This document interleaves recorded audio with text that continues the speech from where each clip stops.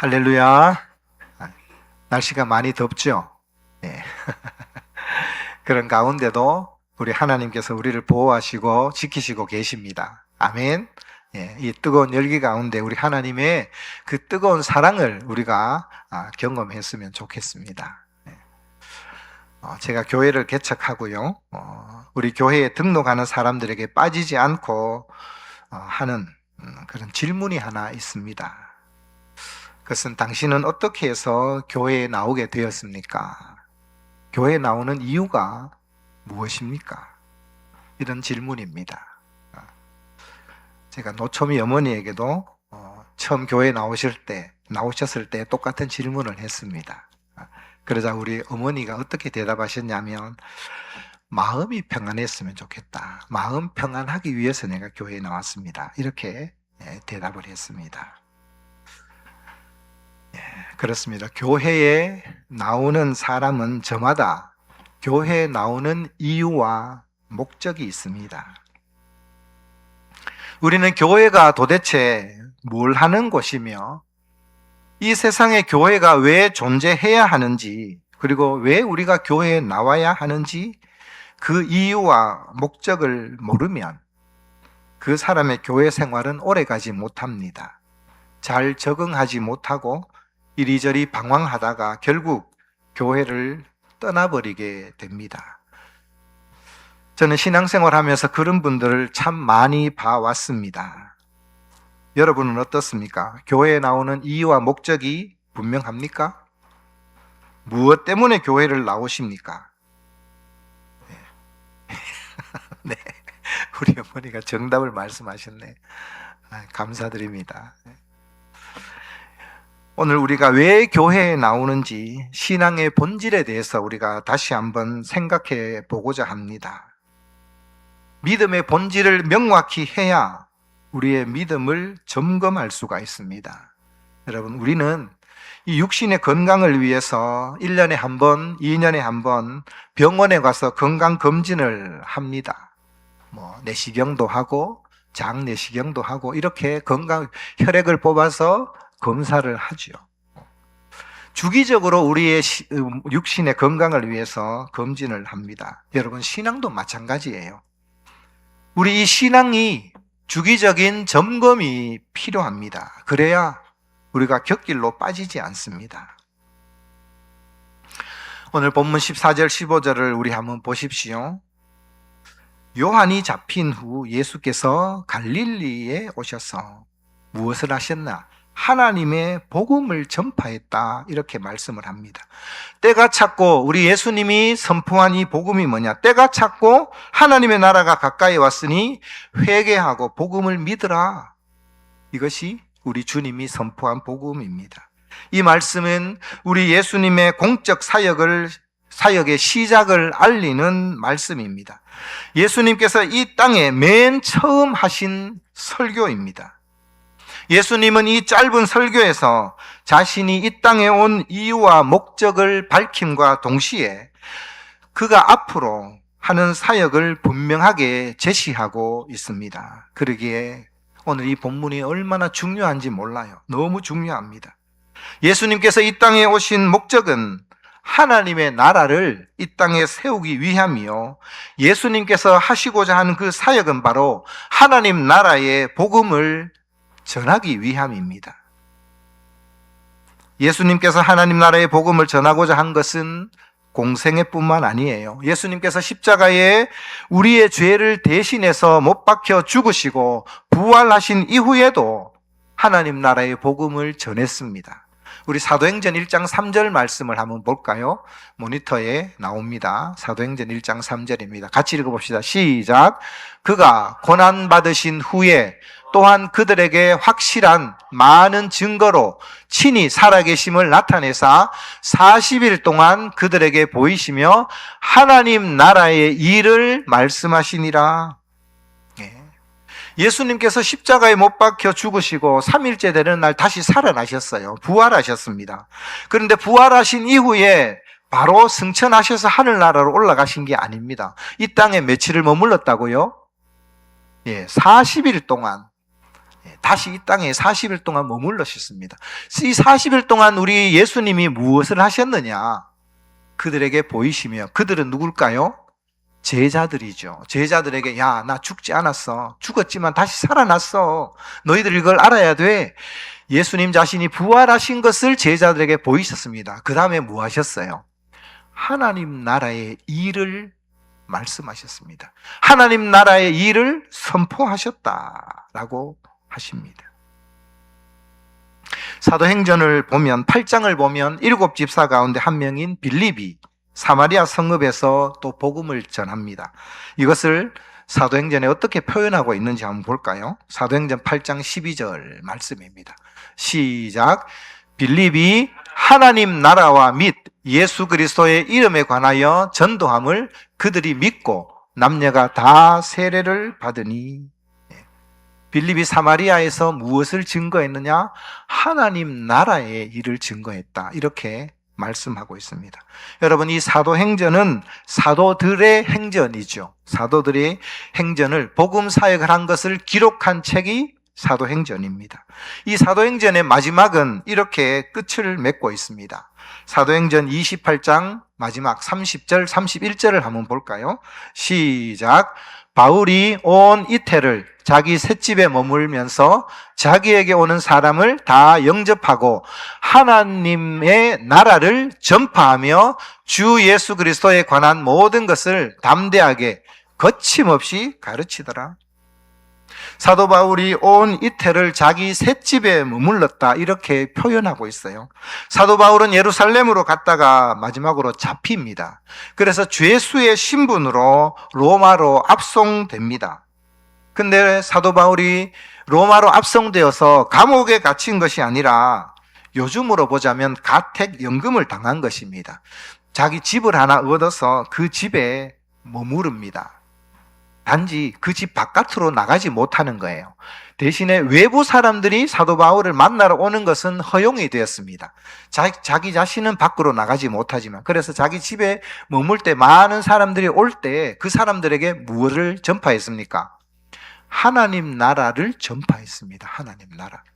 그리고 주 예수에 관한 모든 것을 그들에게 담대하게 거침없이 가르쳤다, 이렇게 말씀을 하고 끝을 맺고 있습니다. 여러분, 우리가 지금까지 들은 말씀을 한번 정리해 봅시다. 하나님의 아들이신 예수님이 육신을 입고 이 땅에 오셔서 공생애 3년 동안 하신 일이 하나님의 나라를 전파하셨습니다. 사도들이 하나님 나라를 전파했습니다. 여러분, 신약 성경에서 예수님과 사도들과 사도 바울을 만약에 빼버리면 남는 것이 거의 있을까요? 없을까요? 없습니다. 아무것도 없습니다. 예수님이 행적을 기록한 것이 사복음서죠. 사도들의 기록이 사도행전이고 사도 바울이 기록한 것이 13권의 서신서입니다. 빼버리면요, 거의 없어요. 그런데 이들이 모두 다 하나같이 무엇을 했느냐? 하나님 나라의 복음을 증거했다라는 것입니다. 그렇다면 제가 질문을 하나 해볼까요? 여러분, 예수님과 사도들이 전부 다 하나님의 나라를 전했는데 하나님 나라가 무엇입니까? 하나님의 나라. 네? 천당. 예. 우리 어머니 너무 똑똑하세요. 우리가 오늘 본문으로 마가복음 외에 한 곳을 더 읽었죠. 마태복음 4장 17절 말씀입니다. 자, 17절 앞에 있는데 한 번 더 읽어볼까요? 시작. 이때부터 예수께서 비로소 전파하여 이르시되 회개하라, 천국이 가까이 왔느니라 하시더라. 오늘 본문인 마가복음 1장 14절 15절과 마태복음 4장 17절 말씀은 기록한 저자가 다를 뿐 예수님께서 공생의 사역을 시작하면서 첫 번째 한 설교를 기록한 동일한 본문이에요. 근데 마가는 예수님의 전한 이 복음을, 하나님 나라에 대해서 복음을 전했다면 마태는 뭐라고 했느냐? 회개하라, 천국이 가까이 왔다, 이렇게 기록하고 있습니다. 무엇이 달라요? 마가는 하나님의 나라라고 했는데 마태는 천국이다 이렇게 표현을 했습니다. 여러분, 이 하나님의 나라와 천국이 무엇이 다를까요? 우리에게는 천국이라는 말은 익숙합니다. 그러나 하나님의 나라라는 용어는 좀 낯섭니다. 그렇지 않습니까? 우리가 어떻게 전도합니까? 예수 믿고 천국 가십시오. 예수를 믿어야 천국에 갈 수 있습니다.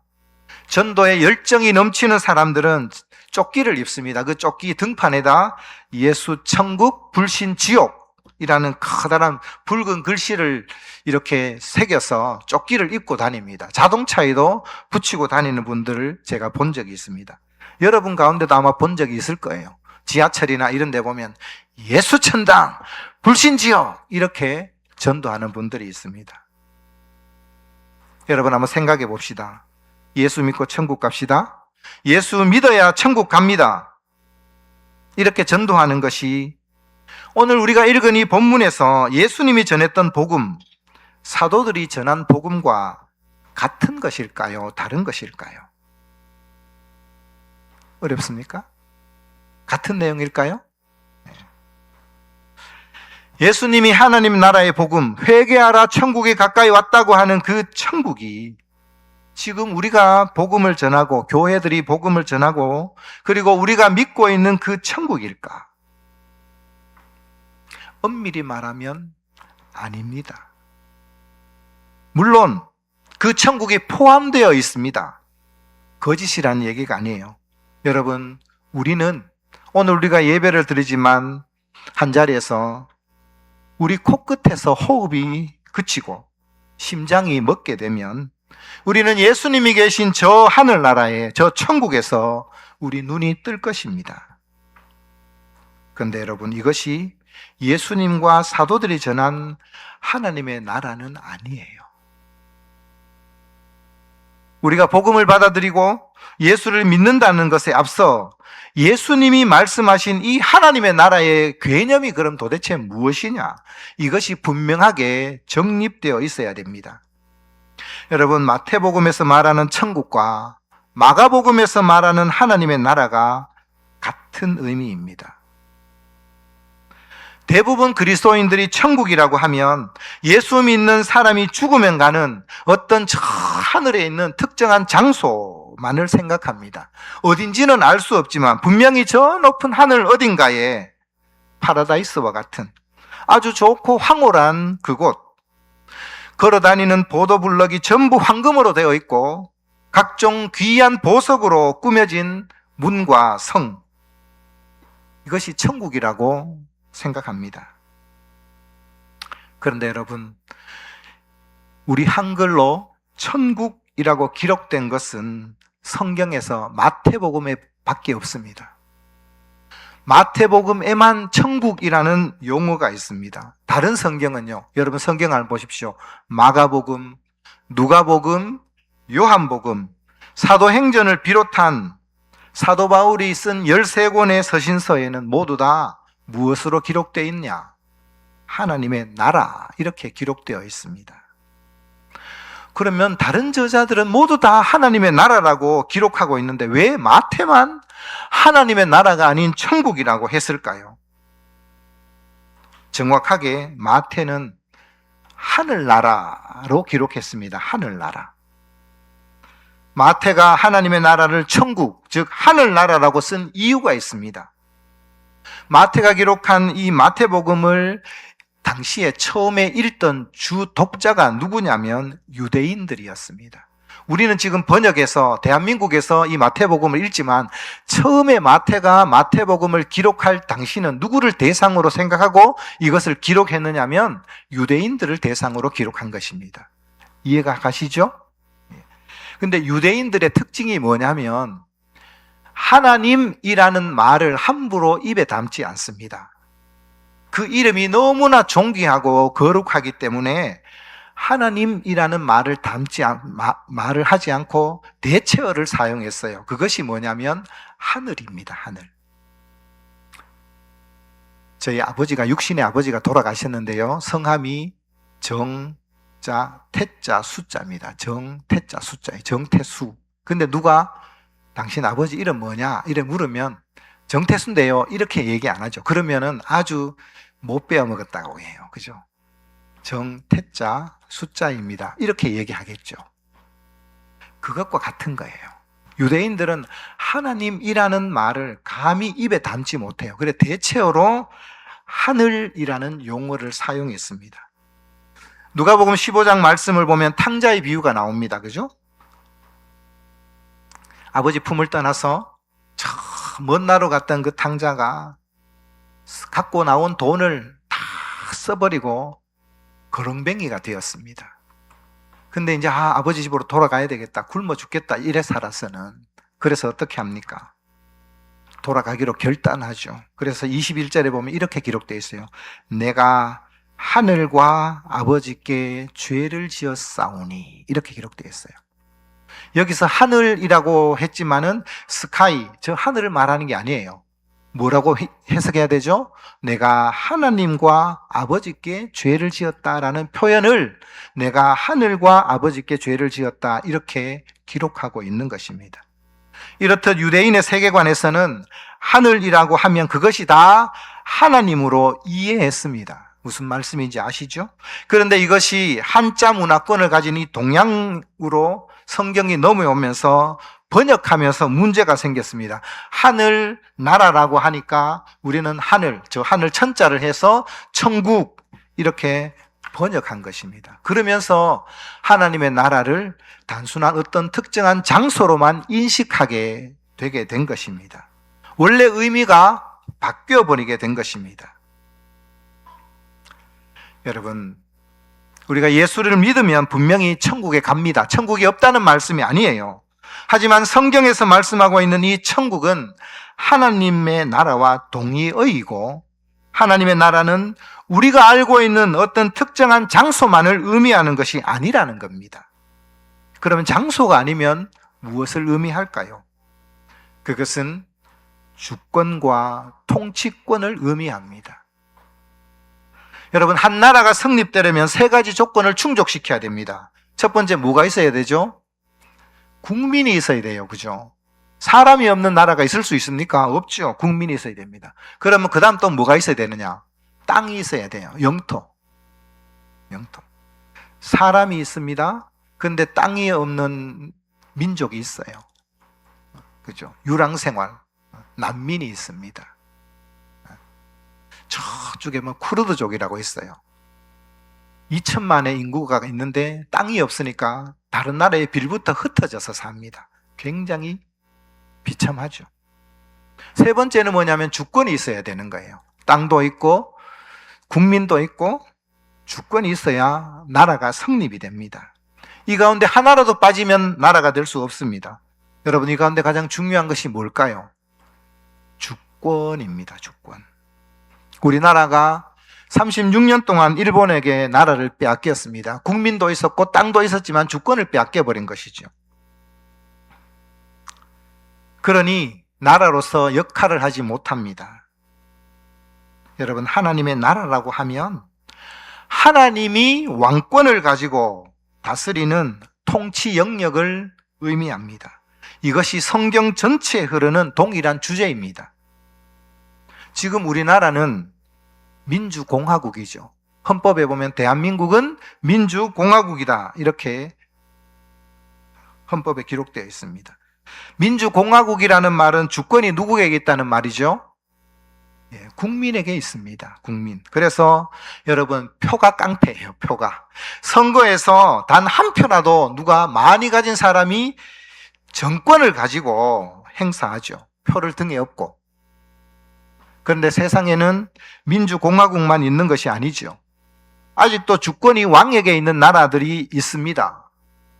대표적으로 사우디아라비아 들어보셨어요? 사우디아라비아, 태국, 이런 나라는 왕국입니다. 왕국. 제가 한 10년 전쯤에 태국에 단기 선교를 다녀온 적이 있습니다. 그때 태국에 선교를 하던 그 선교사님이 하는 말이, 태국에서는 말조심을 해야 된대요. 함부로 왕이나 왕씨를 욕하면 경찰이 와서 잡아갑니다. 그래서 말조심해야 된다, 이런 얘기를 선교사님을 통해서 들은 적이 있습니다. 우리는 대통령을 대놓고 욕하잖아요. 그죠? 방송에 대고 유튜브에 대고 막 이름을 막 하면서 대놓고 욕합니다. 그러나 태국이나 사우디아라비아 같은 나라는 왕실을 모욕하는 것은 큰 범죄에 해당됩니다. 범죄. 영어로 나라를 어떻게 표기하죠? 우리는 리퍼블릭 오브 코리아 이렇게 표기를 합니다. 근데 사우디아라비아는 킹덤 오브 사우디아라비아. 태국 같은 경우는 킹덤 오브 타일랜드. 사우디아라비아 왕이 다스리는 왕국이라는 의미입니다. 타일랜드의 왕이 다스리는 왕국이라는 말입니다. 하나님의 나라를 영어로 하면 킹덤 오브 갓입니다. 킹덤 오브 갓. 하나님이 왕으로 다스리는 나라입니다. 그러므로 여러분, 우리가 전도할 때 예수님 믿고 천국 가십시오 이렇게 말은 하지만 이 말의 속뜻은 본래의 의미는 뭐냐? 예수님을 믿고 예수님을 왕으로 모시고 이제부터는 예수님의 통치를 받으십시오 라는 그런 의미입니다. 이것이 복음의 참된 의미입니다. 예수님의 첫 설교가 때가 찼고 하나님의 나라가 가까이 왔으니 회개하고 복음을 믿으라. 이것이 메시지였습니다. 때가 찼다는 말은 예수님의 하나님의 이 왕권을 가지신 예수님 자신이 이제 이 세상에 왔으니 지금까지는 너희들이 너희 인생의 왕자에 앉아서 너희 마음대로 살았다면 이제는 회개하고 돌이키고 그 왕권을 진짜 왕이신 예수님께 내어놓고 예수님의 통치를 받으라라는 이 말씀이에요. 여러분, 이것이 복음입니다. 우리가 예수님을 믿는다는 것은 예수님이 나를 위해 십자가에 못 박혀 죽어주심을 믿는 것입니다. 맞습니다. 이 믿음으로 우리가 구원을 얻습니다. 그런데 여기에 그치면 안 됩니다. 나를 위해 피 흘려 죽어주시고 그 피값으로 우리가 구원을 얻었습니다. 그러니 그 예수의 피값으로 구원을 얻은 백성은 이제 더 이상 자기 인생을 자기 마음대로 살아서는 안 되는 것입니다. 나를 구원하신 예수님을 왕으로 모시고 그분의 통치와 다스림을 받고 살아가야 하는 것입니다. 이것이 우리 예수님이 전하신 하나님 나라의 복음이요 사도들이 전한 복음입니다. 그러므로 여러분, 우리는 반쪽짜리 복음으로 만족하거나 안심해서는 안 됩니다. 우리는 이렇게 생각할 수 있어요. 그렇다면 이제는 나는 예수님의 종이네, 예수님의 노예네, 이제는 내 인생의 왕권을 예수님께 내어드리고 통치를 받으면 내 인생을 내 마음대로 하고 내가 왕으로 살 때보다 불행할 것 같은 그런 생각이 들 때 있습니다. 자유를 빼앗긴 것 같은 그런 생각이 들 수도 있습니다. 그렇지 않습니까? 사람은 자기의 생각대로 마음대로 하고 살 때 그것이 자유인 것 같고 이렇게 자유를 누리는 것이 진정한 행복일 것 같습니다. 그런데 여러분, 아니에요. 우리가 지금 사사기 말씀을 읽고 있습니다. 사사기 마지막 장 21장 25절은 이렇게 끝을 맺고 있습니다. 우리 같이 한번 볼까요? 읽어봅시다. 시작. 그때에 이스라엘에 왕이 없으므로 사람이 각기 자기의 소견에 옳은 대로 행하였더라. 이 말씀이 무슨 뜻일까요? 엄밀히 말하면 이스라엘에 왕이 없는 것이 아니에요. 이스라엘의 왕은 누구죠? 하나님입니다. 여호와 하나님입니다. 사사시대에 이스라엘에 왕이 없었다는 말은 그 시대 사람들은 참되신 왕이신 하나님을 왕으로 인정하지 않고 각각 자신이 왕이 되어서 하나님의 말씀이 아니라 자기가 옳다라고 생각하는 대로 자기 마음대로 자기 마음이 가는 대로 살았다라는 그런 뜻입니다.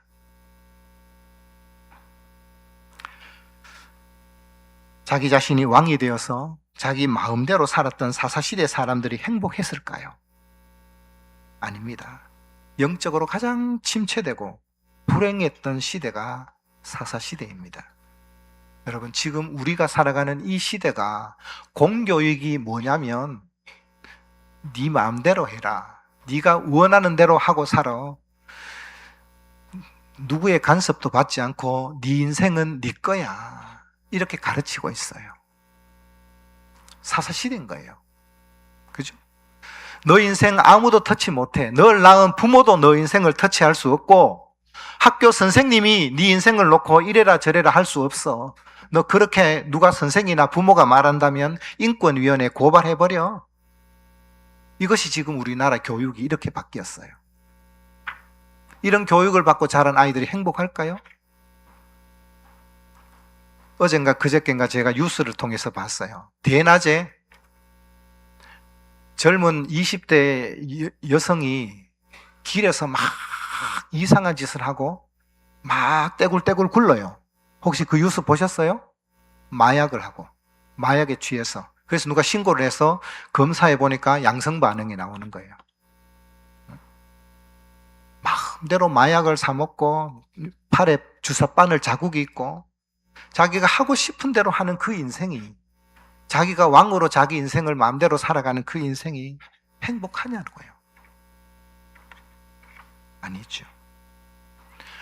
앞에서 잠깐 언급했지만 누가복음 15장을 보면 돌아온 탕자 이야기가 나오죠. 이 둘째 아들은 아버지와 한 집에 사는 것이 싫었습니다.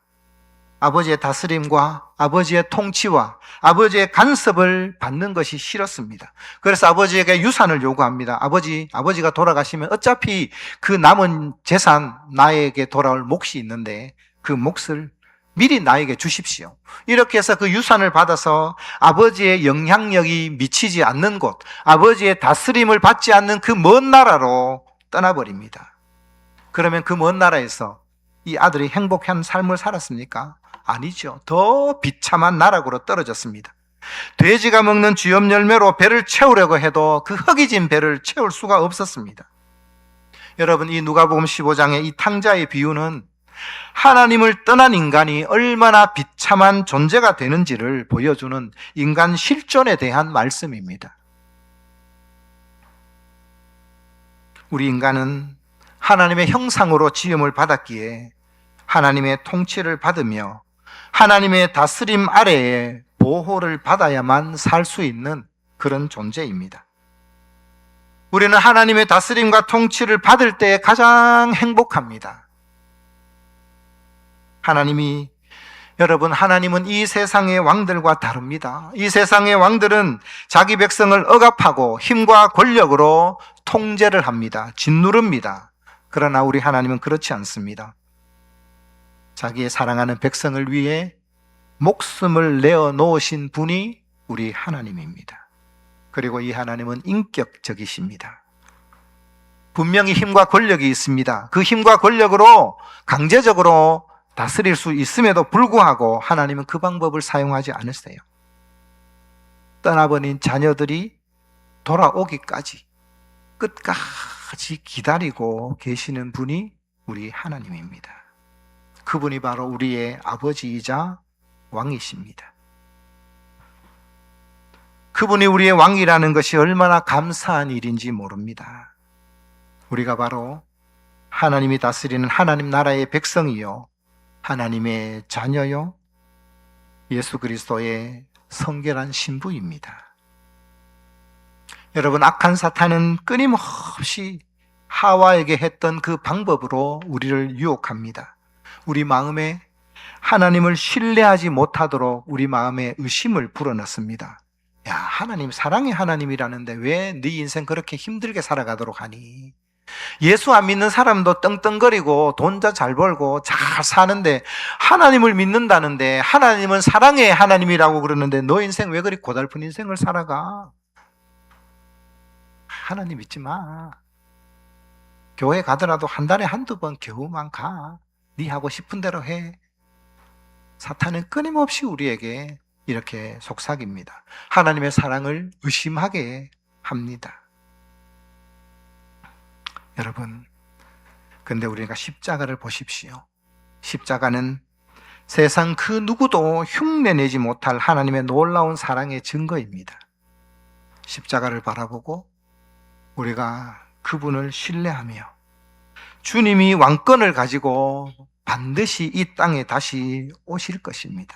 그때까지 우리는 하나님 나라의 백성으로 그분을 우리의 왕으로 모시고 그분의 통치를 받으며 살아가는 저와 여러분 되기를 축복합니다. 여러분, 이 통치는 영원한 통치입니다. 우리가 이 땅에서 하나님의 나라의 통치를 받는 자만이 저 천국에서 옮겨져서 거기서도 하나님을 왕으로 모시고 하나님을 예배하며 영원한 통치와 그 다스림을 받는 그 하나님 백성이 되는 것입니다. 그래서 예수를 믿고 나는 구원 얻었으니 이제는 내가 무슨 짓을 해도 천국 간다. 내 마음대로 살아가는 것이 아니라 날마다 우리의 믿음을 점검하고 하나님, 내가 오늘 또 나의 혈기를 죽이지 못해서 하나님의 뜻대로 살지 못했습니다. 하나님의 나라는 사랑의 나라인데 내가 사랑하지 못했습니다. 이렇게 자책하고 우리 하나님께 우리 자신을 내어놓으면서 엎드리면서 하나님 나를 다스려 주십시오. 성령으로 우리를 다스려 주십시오. 하나님 나라의 온전한 통치를 받는 저희 모습들이 될 수 있도록, 우리 성신교회가 될 수 있도록 주님 도와주십시오. 이렇게 하나님 나라의 다스림과 통치를 받는 참 하나님의 백성이 되는 그런 저와 여러분, 우리 성신교회가 되기를 주님의 이름으로 축복합니다.